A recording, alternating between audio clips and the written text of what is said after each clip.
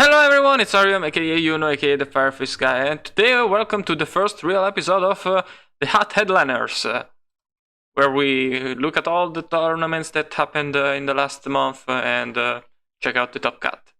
So, we had 3 tournaments this month. We had Exit on Elimination, then we had the WoW Cup in Format Library, and then Mortal Attack Monthly. Starting off with Exit on Elimination number 2, we have the winner, Ultra Plant. No surprises there with Girgias. He likes to play Girgias in Exit on Eliminations for some reason. And I really like this new trend, kinda, of... it's a cool new trend, but at the same time, I'm not sure entirely how I feel about it, playing in it. Maining more hand traps. 3-max C, 2DD Crow, that's not something you see very often at all in hot format. Cutting back on the Mystical Space Typhoon. That's kind of weird. Black Horn of Heaven, they got sided out.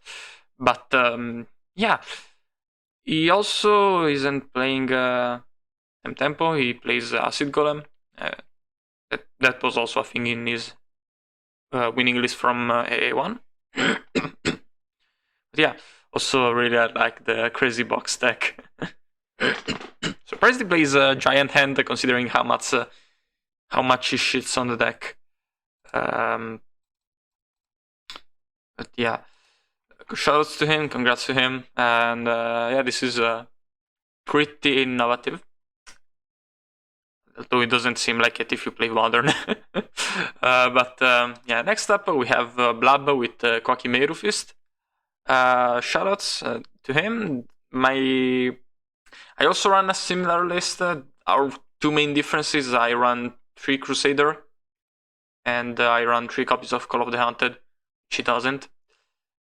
There's also some other differences, like I play Tornado over Ice or Lance in general. But yeah, Quakimeros honestly are a pretty fucking good deck, honestly.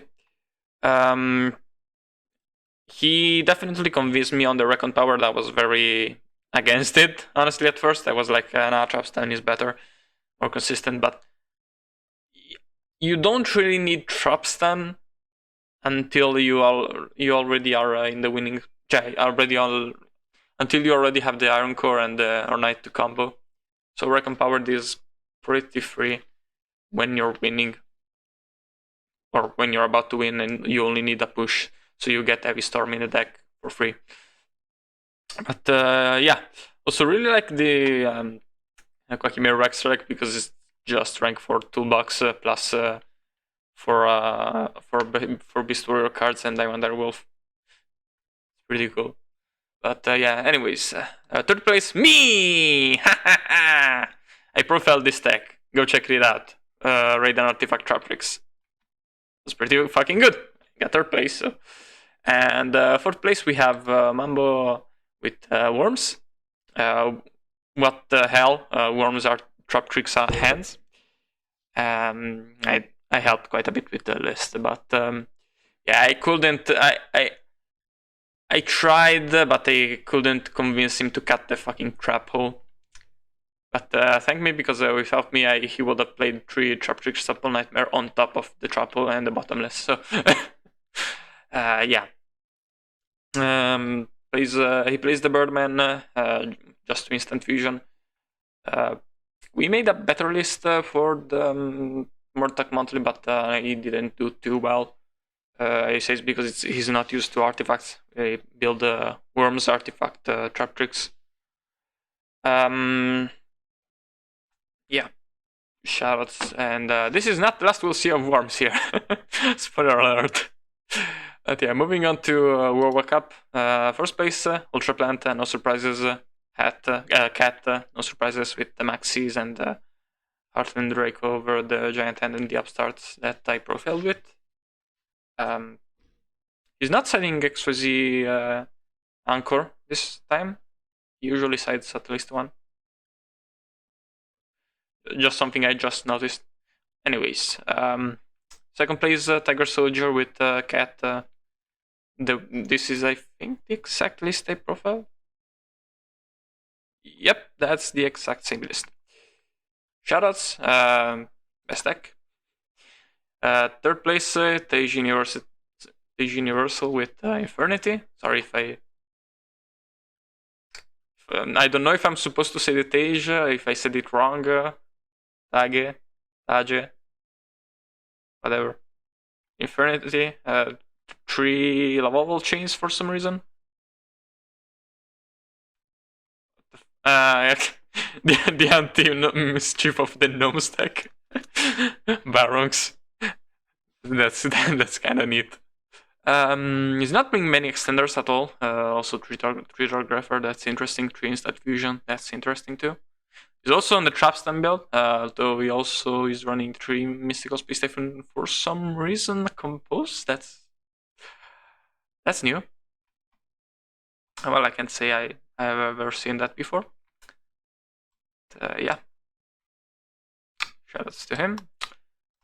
Next up, Air Falco with Spirit and Artifact hands. I don't really like this list. The artifacts feel completely random. Like, yes, it's a back row that's also a 2100 meter, okay. And then, like, you're also playing 3 Garnets. You are also playing cards in the extra deck that you're very unlikely to ever summon. Like, play this Volcosaurus with the Gaia Charger. Tiras. When are you going into rank 5s? You need 2 Artifact Sanctums. Or Sanctum plus Pop Moral Attack. Because you're not even playing Call of the Undead or Soul Charge. And not like you should, because it's a Spirit deck, you cannot. But still, what? I don't get it. But he got top 4. I can't shit on him too much, basically.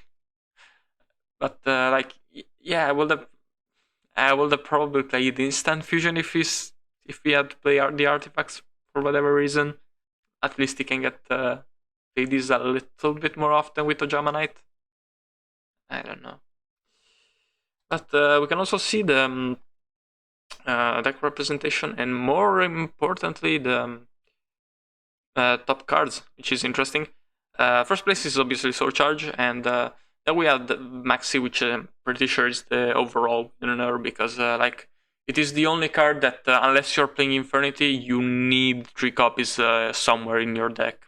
Period. It's kind of like the barrier to entry to IRL tournaments. $30 for the 3 Maxis, kinda inevitable unless you play Infernity, obviously. Then Break for Skill, super common card too, that's kinda neat. Upstart Goblin, Sanctum, and Moral Attack, obviously. Interesting. I'm sure there's some guy who played the 2 Moral Attacks. I used to do that too. Don't do that. 3 Duality, 3 Murmuleo. Next Murmuleo. Ignition. So some people play the Sanctums without ignitions, like Falco over there. And then Call of the Hunted. That makes sense. Then Maxi, Didicro, Mystical Space Typhoon far above everything else.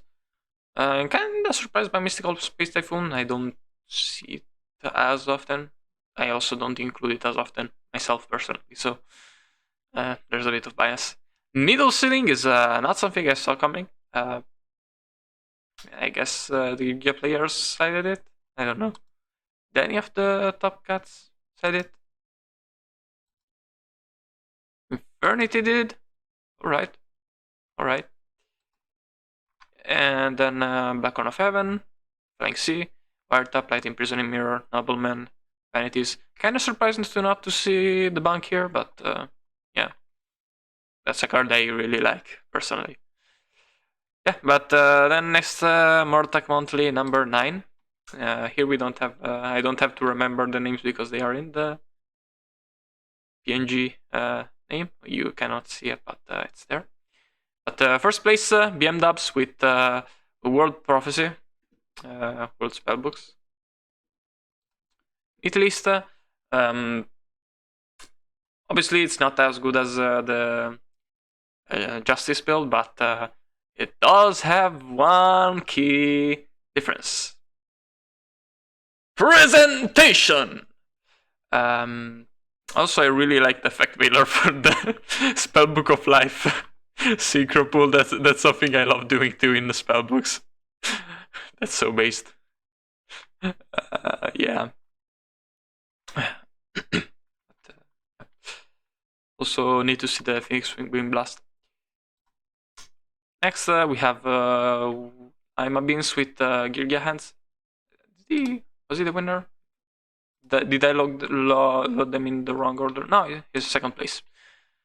Girgia Hand, singular. I don't particularly get why run one and one personally, but if it worked for him, that's good enough, I guess. Also, 2 Girgiagan attacks. That's weird. That's really weird. Also, still more Steel Swarm Roach. I guess that makes kind of sense. Synchro decks have a pretty decent Girgia matchup usually. He's also not running the third rank 3. Actually, no. Wait a minute. He's only running Silver Mountain and Zen Maze. Okay, that's pretty cool. Still, that begs the question: why did you really not have the room for the third fucking Girgigan text? I'm curious whether he ever felt like he needed it or not. He's also siding the other hands, 2 hands, and 2 Shadow Imprisoning Mirror in the side deck. What the? What? Why is it? That's not something you see every day in hot format. That's an Edison tech. I'm confused. Whatever. Moving on. Wait, oh, he's not even meaning finish chain. Oh wait, he's meaning 1. Okay.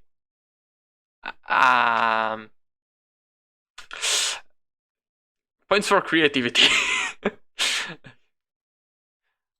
Sorry. In third place, Indicat with Worms. We go ways back, but that's a story for another day, maybe. Yeah, he came on to the server, said like 7 messages, and then got third place. Didn't even say a word until like I called him out, and it was on a complete roll, and he even beat Ultra Plant in round 6 of Swiss. So the joke was he's gonna. This is the tournament arc. He's gonna beat Ultra Plant in round 6, and he did. And then he's gonna face Ultra Plant in the finals and lose because it's the Animal arc. Unfortunately, that didn't come to be, but yeah, that's fine too, I guess. He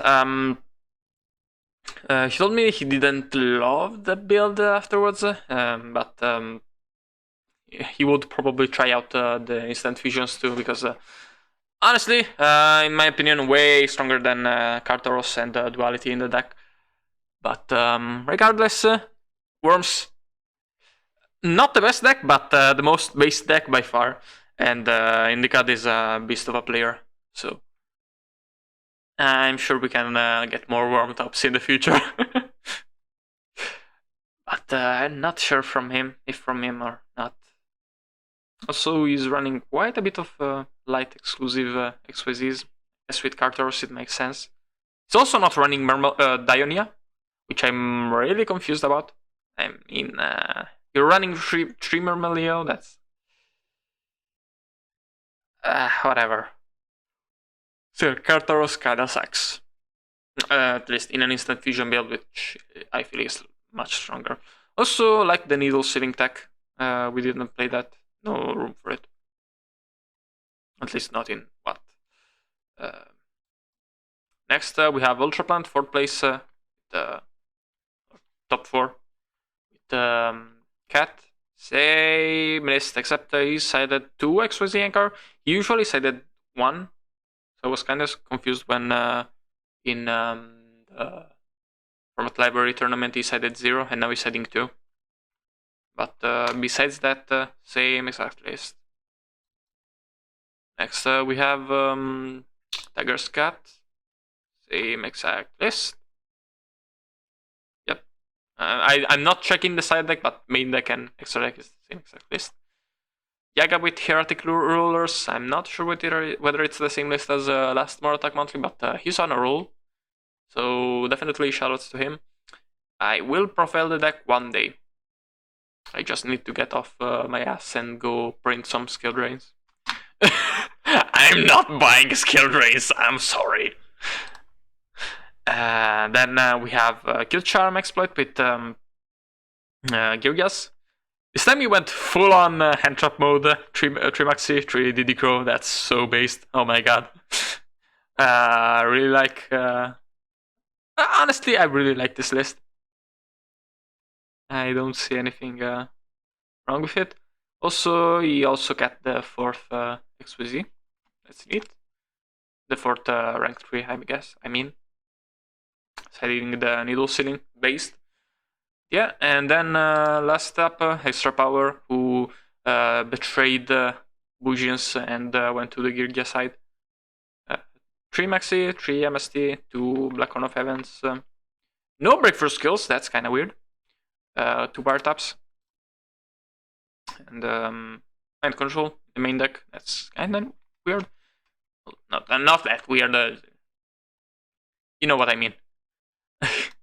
Just different from this list. Honestly, I'm not sure whether I want to profile this more or this more. For real. What are the differences? Oh,